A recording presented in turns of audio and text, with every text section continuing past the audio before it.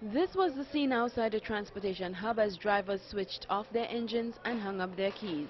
President of the Transport and Industrial Workers Union, Roland Sutherland, says statements that workers are just refusing to work isn't true, and it has nothing to do with negotiations which are going on presently. For the last 4 or 5 days, none of the PTSC buses has been inspected. But in case the population is not aware, these workers are working from inside of a trailer in San Fernando. Marcus Granum, Vice President of TU PTSC Port of Spain branch, says several buses on the nation's roads are defective.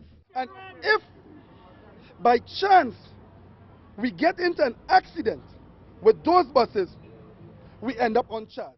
According to Mr. Granum, it's a far too often reality, with 2 accidents occurring just 3 days ago, one with the Paddy bus which take workers home, and a driver working the Las Lomas route. When she mashed the brakes, the bus pulled off the road. She pulled it back on and she hit her car. She damaged her back.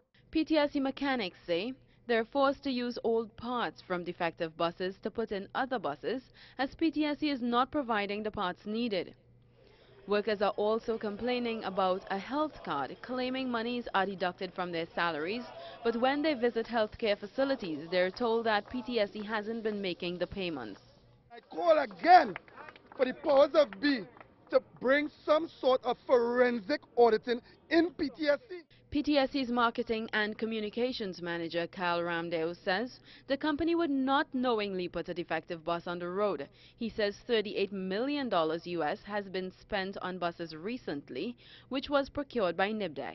9th of November, 35 new buses will arrive in Trinidad from China, and we are going to put those buses in the circulation of the service. Workers raised concerns about retrenchment, but he says there are no plans to send home staff, but rather increase the complement. Alicia Boucher, TV6 News.